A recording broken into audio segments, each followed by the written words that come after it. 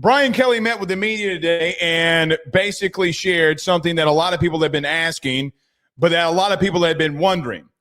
What is up with Garrett? Because some people have been asking, whether it be on Facebook, Instagram, social media, Twitter, calling into radio shows, calling into here, whatever it may be, what is going on with Garrett? Offensively, you just don't look like the same. What we expected coming into the season from this offense was seeing something that looked a little bit more explosive. Now, we talked about this in fall camp, and I am just not I have said this from the beginning. When we are out there so many days that we are out there, and you see a lot of the things that you see, there's no way that practice doesn't translate, meaning the defense dominated the entire camp. And we talked about that ad nauseum. And when we talked about them dominating, that has translated onto the field so far. Offense had a lot of bad days. That also has translated onto the field so far. The old cliche of you practice how you play, I still think is a big deal, and it prepares you for the week to come. But Garrett Nussmeier has an injury, per Brian Kelly, of him having a torso injury, also coming off of having the knee injury earlier in camp, which seems to be pretty reconciled. Doesn't look like that there's been an issue. But right now, he, per Brian Kelly, is coming out of a torso injury. Brian Kelly elaborated that it happened during fall camp. And the question that I have is twofold. Number one, was this the real thing that happened in fall camp? And the knee happened, but then the abdomen thing happened, and that's why in the last scrimmage of the season you didn't put him in there. And Brian Kelly said, oh, well, we kind of have him on a pitch count. Well, you had him on a pitch count because he had an abdomen issue, right? Like, how many times did we go out there and Brian Kelly say it's a pitch count issue? It was probably 3 times that he walked up to the podium and he said that. So now what do we know? Well, that was a little bit fake. That was a little bit of coach speak. You didn't want to tell anybody and freak out anybody before going into a game that you have been focusing your entire offseason on. Because how many times did we talk about 1-0 going into Clemson? Brian Kelly at SEC Media Days going out there and saying, listen, we got to be 1-0. That's it. Don't ask me about anything else. We got to go 1-0. And that was their main focus and their main goal. But I do wonder how the camp situation unfolds and unravels here when you talk about Garrett Nussmeier and you talk about that injury. But there's 2 main thoughts that I have about Brian Kelly saying this today. Number one, were you limiting everything that you were doing from a downfield passing perspective? Were you limiting a lot of the things that you could do and want to do offensively because of that? Now, BK said today that, listen, we haven't been really throwing the ball deep a lot with Garrett. We've been kind of keeping him on a pitch count throughout the week and kind of letting him rest throughout the week until he can build that strength back up. And that would really, for me, if that is the truth, for me, yes, that's going to make timing off. But this is the second year for Garrett in this offense. And I think that there's 2 folds that we got to bring up. Now, in reference to the injury, what do we know? Number one, it will throw off timing. In deep patterns, in deep passing, it's going to just throw off timing. It's going to throw off, and now it gets you to understand why against Florida they're calling in max protections. Why against Florida they're doing some of the certain things that they are doing. But Brian Kelly said that they are getting out of that. That Garrett, look, he's still a little banged up, but he's getting out of this situation. So how much do you take for Florida that you were limiting this? And it kind of revolves around the Cobble situation. And let me explain. Cobble asked what's going on with the offense. And in Brian Kelly's mind, he doesn't want to come out and say, well, listen, Garrett Nussmeier is dealing with an injury. He's dealing with a situation where we got to look like this and play like this because of we don't want to put him in compromising situations. We don't want him getting hit a lot. We don't want to aggravate the situation more than it already is. We think that we can have a game plan. We can put some things together, play legitimately great defense, and beat Florida, beat Louisiana Tech, and beat Clemson. Because right now he is injured. In him being injured, we can win these games if we manage the game the right way. If that is the case in the truth, and that is ultimately what they're doing, then you got to give Brian Kelly some credit of maneuvering how he maneuvered in this game or in this time frame. Because if you have one hand tied behind your back, then you have a hand tied behind your back, and you're not the team that you fully have the capability of being. The promising thing for LSU is this. Do I think things could get worse offensively? Yes, I think things could get a little bit worse than they are right now. But if this is true and he is hurt, then guys, the sky's the limit.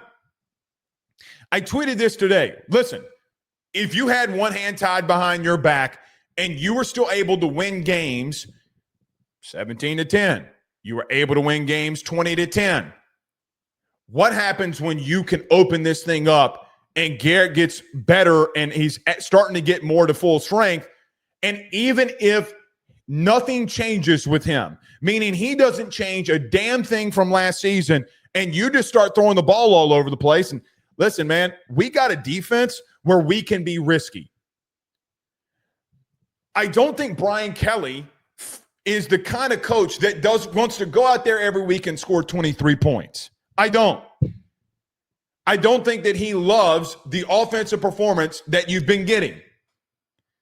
So I understand the situation that you're in and trying to not get Garrett hurt more than he is. Look, he's good enough to play. He wants to be out there, and we're gritting this thing out. We're all biting down on our mouthpiece, and we're figuring out ways to win. I think that that's a positive. It's ironic that an injury is given a positive, because most of the times injuries don't give positives. They give negatives. Oh, what are you going to do here? What about that? Like, for example, when West and Whit Weeks went out of the game, oh, man, we got a couple of brand new starters and brand new freshmen and Zach Weeks that's back out there. Oh, boy, I hope they don't run it right at us. And those guys played very well. But here's what it doesn't stop. It doesn't stop that you've been bad in the run game. It doesn't stop that you have had situations the last 2 weeks where, quite honestly, guys, even against Louisiana Tech and against Florida, you can't run the ball. You cannot run the ball. You had an issue last week or 2 weeks ago against Louisiana Tech where you had the same amount of rushing yards on Louisiana Tech as Southeastern did, who you ironically play this week. And last week, outside of the long run, which I don't like taking away, I don't think it's fair to take those things away. But if you want to talk about the entire game, it's good that that run came at the very last play of the game. The reason I say that is guys, what if you do get a 3 and out there and you don't go from an I formation, or you don't go in the jumbo package that you did versus Florida, and Jack Pyburn doesn't kill somebody and clean their clocks, and you don't go hit, Caden Durham doesn't hit one to the outside, and let's just say you get 3 or 4 yards there versus you doing what you did. Now, you can't take it away, but let's not act like through 4 quarters and 13 minutes or 3 quarters and 13 minutes that, quite frankly, that you just could not run the football. And that is going to be a problem. I've seen some people say and talk about and be relieved that, all right, so Garrett was hurt, so that's why we weren't doing as good. No, that doesn't help you in the run game. I think Garrett has done some good things in getting you out of some specific runs. I don't think he's been great at it. But I don't agree with some of the issues. Teams are still playing off of you. So the twofold of this and the opposite side of this is it doesn't really stop what you're doing in the run game. You're still having problems along your offensive line. And BK says he's still really bullish about him. I mean, I haven't seen anything that would make me bullish about them offensively along the offensive line. I don't think that Weston Davis is given Weston Davis is talked down to like he's not having to fight as a freshman. It's tough, but it's a situation that he's in. I think he's giving you everything he's got, which is the only thing that I can ask. I never question Weston Davis's effort, ever. Never question it. Because even when he's getting beat, he's giving you everything he's got, and it's the only thing I'm ever going to ask from a player. But The flip side of the coin, when you talk about Nuss being injured, it gets me to the point of this. I understand why you're not pushing the ball down the field. I understand some of the things that you're trying to do in the run game and the personnel and the looks that you've been giving. Now it makes more sense of what has been happening. But he has been playing. And when you have an injury like this and you're trying to limit him in some of the things that you've done, what I don't think changes either is you've been making bad decisions. The out route into double coverage when you have Aaron Anderson wide open. I look at the game last week and I break the game down from last week, and we'll talk about this in just a moment, injury or no injury. I think that there were way too many guys wide open that you missed. And it's not as if that you got to push the ball down the field to get it to them. You're missing Aaron Anderson on some of these quick routes. You're missing Jawan Johnson on a check down when you're going somewhere else. You're already preconceiving where you're going with the football before the football is even snapped. And I know a lot of quarterbacks do that when they know the right coverage. You're still making a lot of really bad decisions, even though the entire focus for a week is, hey, this is the game plan for the first couple of weeks. We're going to do this over and over and over and over again. We are. It also benefits that, hey, we are in a situation where we don't really trust our offensive line, so we're going to get the ball out quickly. You can't say you're bullish on this offensive line, and you can't say that you think that they can do some good things when you're trying to get the ball out quick because you think that they're going to give up a lot of pressure. The thing for me that bothers me in this whole situation is then the like-in and buy-in should – if you're trying to keep some things underneath, teams aren't taking it away every single play when you're dropping back to pass. You're missing drag routes to Aaron. You're missing some screens. You're missing some slants. You're missing some basic throws that you got it, some in routes by the tight ends. You have been missing things that are there that if you're going to play, you have to hit on a regular basis. I understand the injury. And I understand that maybe you don't think that you can get the ball there based off of some soreness and how you feel inside of a game. I get that. I do think for a sidebar and situation I didn't mention earlier, it does make me respect Garrett a lot that against Florida and against Clemson that you are actually running the football and tucking it and getting out of there. Guys, Garrett ran twice on Saturday, and I thought both of them critically did some things to open some things up by the linebackers, to be honest with you. And then it was good. A third down where he got 5 yards sounds good. The play's not there. You don't feel like you have the energy or you don't have enough mustard to put the ball deep, so you're going to run it, and let's go get a first down. There was a holding call on Braylon Moore where he ran for a first down. A lane opened up, he ran, he got down, but there was a holding call that brought it back. So I admire the toughness because if you are injured and you're injured in your midsection, it's got to be tough. But I don't like some of the misses that I see. It makes me understand them more. But you still got to know what coverage that you're in. You still got to know what coverage they're in. You still got to know what all guys are doing at every single play. Now, for me, this is how I think the situation looks. The first 3 games offensively, I'm going to give you a mulligan. Because if your starting quarterback was injured, all right, fine. It's how you wanted to go into the game and attack it. You didn't want it. You wanted to protect your quarterback, get him more healthy, and as the season goes on, you progress. Maybe that is the case. All right, then I'll give you a mulligan. But it better work. And it better start getting better. Because the excuse will be, is Garrett hurt? What's going on? You said that he was hurt, so that's why it looked the way that it did. And it better not look the way that it did. Because if it looks the way that it did, then, guys, we have to have a conversation that, no, it wasn't ever about Garrett. Really, it was how you were trying to orchestrate games. It was how you were trying to game plan games because you didn't know or think offensively that you were good enough. I am willing to give you a mulligan. And a mulligan comes so much better in a situation where you're 3-0. You're 3-0. And for me, I don't think that there's anything that they can do against Southeastern that will change my mind about this offense right now. Unless you score 70, then we can have the conversation. If you score 70, then fine. You score 60. Hell, you score 56 points, score 6 touchdowns. Have 6 touchdowns offensively, and then we'll start having those conversations. All right, fine. Then you push the ball down the field, then fine. All right. This was the game that you target to start really letting some things loose for Garrett. And if he hits it, he hits it. If he doesn't, he doesn't.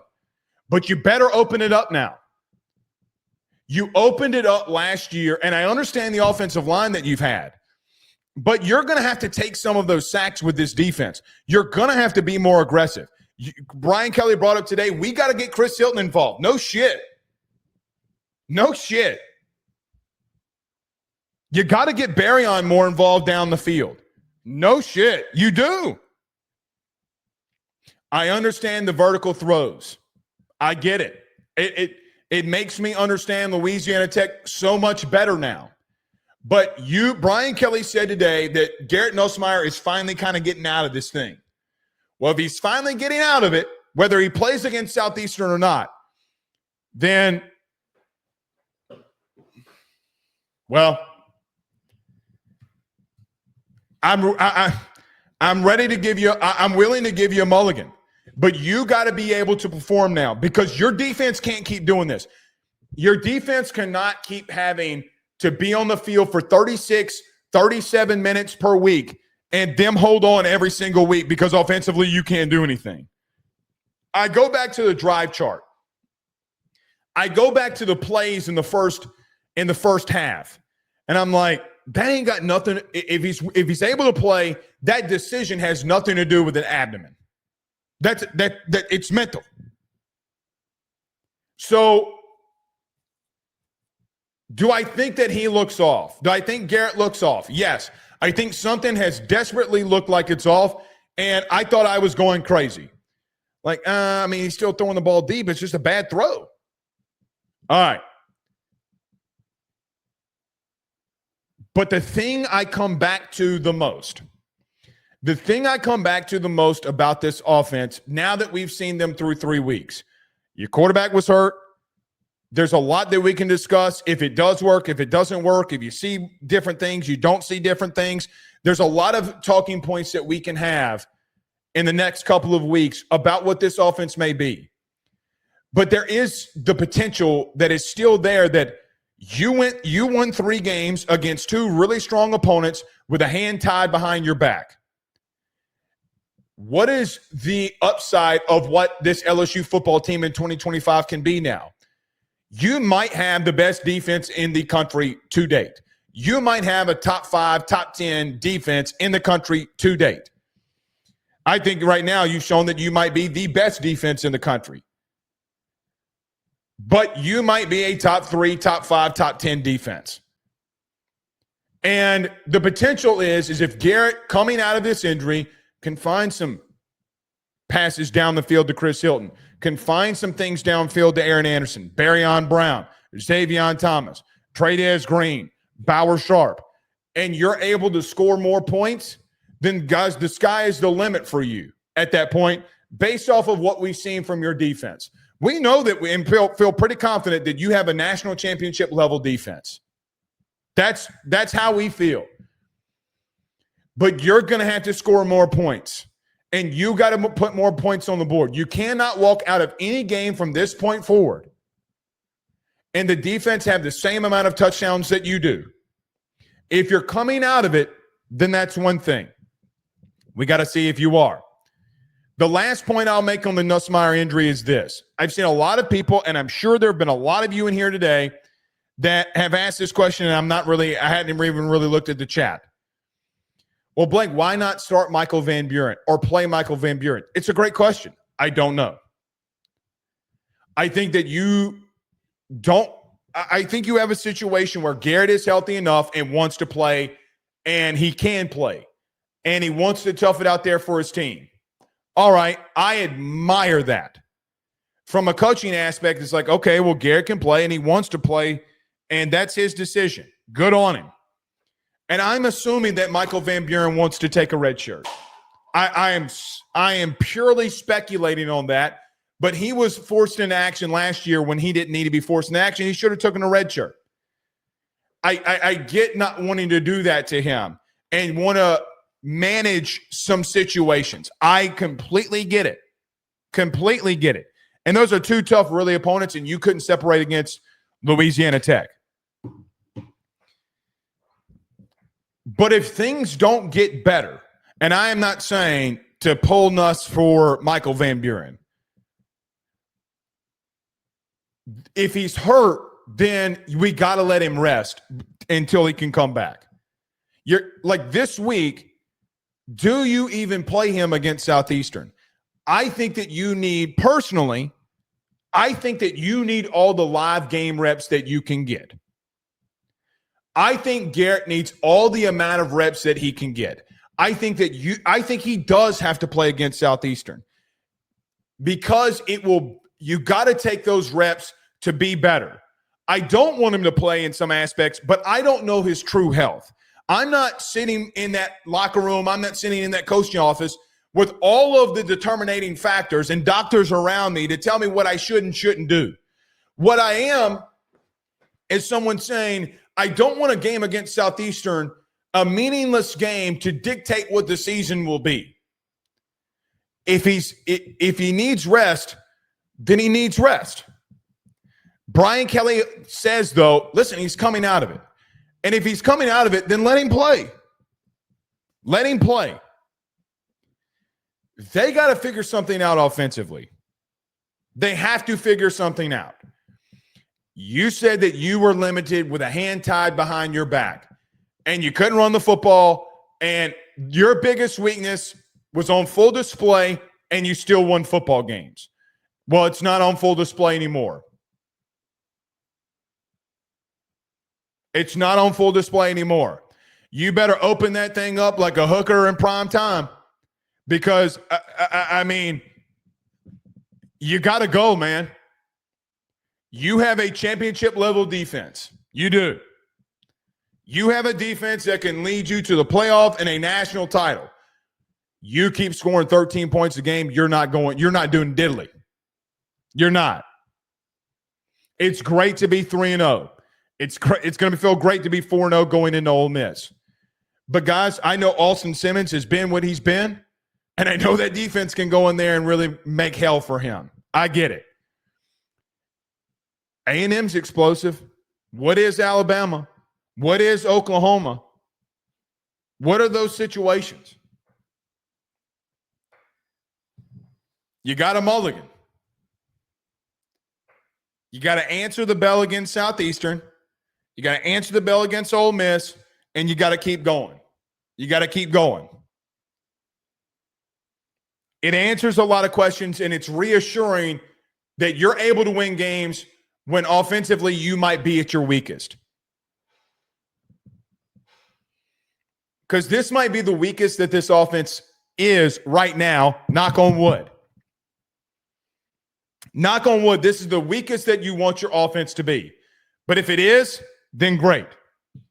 Because that means that you can do and have the potential to do some elite level things.